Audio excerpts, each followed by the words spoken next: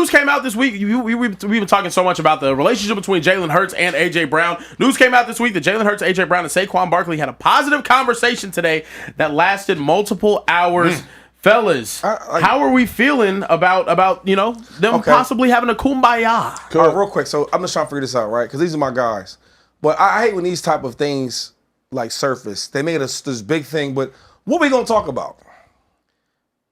Right? Because there's no secret. Yo, AJ wants to rock. Saquon want to win. Jalen wants to win.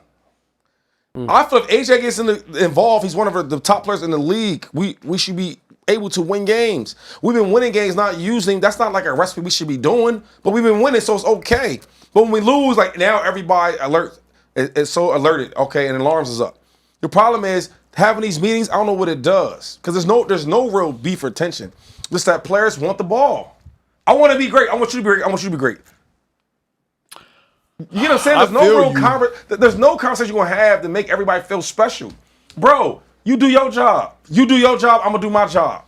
Let's win together. Like, what are you saying right there? I mean, what are you talking about? We know there's an issue because Shady's 1,000% right. If there's not an issue, what are we talking about? We don't need to talk about X's and O's. You feel me? Yeah. Like we aren't the coaches, so we don't need to talk about X's and O's. We also aren't all working together schematically. What Saquon Barkley does schematically has nothing to do with what A.J. Brown is doing schematically. So if Devontae Smith, A.J. Brown, and Jalen Hurts was all getting together, bet. But Saquon, Jalen, and A.J. all getting together tells us this is something that transcends football. This ain't about no X's and O's. There's nothing that they can come together to when A.J. say, you know what, Saquon, you got to get 15 touches a game. That's not an A.J. Brown decision. Saquon can't go say, hey, A.J., you got to get about 13 targets a game. That's not a Saquon Barkley decision. This sounded like a Saquon going to Jalen and saying, hey, let's sit down with A.J.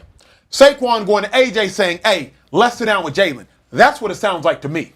Yeah. I'm just going to sit here and read between the common sense lines. What is Saquon Barkley in a meeting with A.J. Brown and Jalen Hurts for? And what is A.J. Brown in a meeting with Jalen Hurts and Saquon Barkley for? One of these is not like the other. Shady can speak to it even better than I, but there's just no need. And that's what I'm saying. So when they bring this up now, maybe it's a conversation about the coordinator. That could be a thing, but then again, he will be in a meeting with them. I just don't understand, maybe it's for the media, because I noticed that, even when I play, you say one little thing and the media gravitates to it, but to us it was nothing. This part is maybe a conversation between hey, let's get the offense back popping again, let's get it rolling. But as far as having a big meeting, it's yo, do your job, I'll do my job, you do your job, and let's win. Yeah. Simple as that. It's not so much you can really talk about. Do you think, Shady, you've been in several locker rooms, including this one, you know these players personally. Do you think this spells trouble? Reason I say that, not to say that to kick up dust, but the Eagles got rid of Victory Mondays before last game. Victory Monday, after you win, you get the Monday off. The Eagles won game 4, but said, hey, we need to work more. We need to work more. Bruh, keep doing Victory Mondays. Yeah. Now you lose game 5. Now, Saquon, AJ, Jalen, all meeting. To me, there's more to it than meets the eye. What do you think? Yeah, see, some of these stuff I don't really care about. I know the media does, but these guys could have met, previously before and nobody knew about it. You get what I'm saying? I just think that there's nothing that you really can report hey, we met. I'm just thinking for what? Because at the end of the day, it's yo, we got a job to do. And if everybody does their job, right, we should be fine. I will say if the coordinator was in this meeting with him, I feel better about it just because hey man, let's get everybody involved. Let's get him involved. You know what I'm saying? That's but really them three meeting together, they probably met before together. But the interesting thing about this one is, this is funny, bro. In the chat, y'all let us know if y'all think this is funny. This is funny because I can't wrap my head around why the hell is Saquon Barkley there? Defensively. I would meet with Fletcher Cox and I might meet with Malcolm Jenkins. But that's because all of the calls defensively might work in tandem. But more often than not, I'm just meeting with Jenkins. Hey, if they're in a 2x2 this week, hey, we're going to run cover 4. If they go to a 3x1, hey, we're going to run cover 3. All right, bet. Jenkins, we good? We good. Hey, Fletch, you, Brandon Graham, Connor Barwin, Trent Cole, let's all meet. And D'Amico Ryans might say, all right, hey, if they come out with 2 tight ends double set, we're going to tilt the front over. If they come back to a balanced tight end set, we're going to play it neutral even. Hey, on 3rd and long, we're going to jet the front. Everybody get upfield. Hey, we're playing Cam Newton this week, so we're not going to jet the front on 3rd and long because he might run a QB draw. But I'm talking just to the front, or I talk just to the back. But rarely ever do you have to meet with the front end and the back end, because that doesn't make sense. So remember, Shady can speak to this. When you meet with the run game, offensive line, running backs, receivers aren't even in the meeting. Yeah. When we do 9-on-7, that is offensive line, running backs, fullbacks, tight ends. Receivers aren't even a part of that drill. They're doing one-on-ones on the other side. So Saquon meeting with Jalen and AJ tells me this isn't about X's and O's. This is greater to me than X's and O's. Only thing I was thinking about, because Jalen was there too, maybe they're trying to figure out, all right, what should we do more of? Because when you're the quarterback, you have the influence of the offense, right? I could go up there and tell, the quarterback can go up there and tell Sirianni or the coordinator, hey, this is what we want to do. So I was thinking, like, maybe it's more of that. Maybe it's more like, what should we do more of? What should we do less of? Maybe it's have that conversation together, them being like the main stars on the offense, but I just don't think it's that big of a deal like we're blowing up to be. You know what I'm saying? But other than just trying to get a feel of what y'all want to do more of or less of, stuff like that. But the other question is, and Shady brings up, how can we better offense? Like, sometimes when you're meeting with the top tier guys on the team, you might just be throwing questions at each other to see what you think.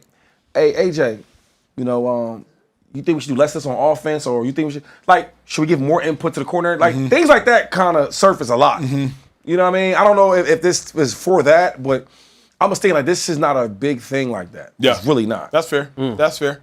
Yeah, no, we got a couple of super chats here. I think also looking at the Saquon Barkley thing. Well, before I get to the super chat, these are 3 players that are really struggling right now, not just on the field, but I think with confidence and working well together. Saquon Barkley, he missed practice. He's going to this game on Thursday. Through 5 games, he has 267 rushing yards. He had games last year where he damn near had 267 all-purpose. That's true. You see what I'm saying? Like this team's just not playing well. They're not playing with confidence. We do have a couple super chats here, though. Vic DeMo Jr., your favorite. Vic DeMo, baby. With that much talent in Philly, talent, Philly should be blowing everyone out. The OC has to do better, or Sirianni has to get involved. # pour up. Looks like we got to pour up here pretty soon. We also got a $50 super chat. So let's definitely pour up. From Cries, said, I'm well compensated to be a psychologist. Call me Howie. I'll work for free. There's a very real issue. Chemistry can overcome a talent deficit. We don't have that issue. They have to gel on a personal level. We're too talented for this. Let me speak to that, because for those that have missed, you got to understand, football so often is, yes, about the X's and O's, but like any business, it's also about how you get along.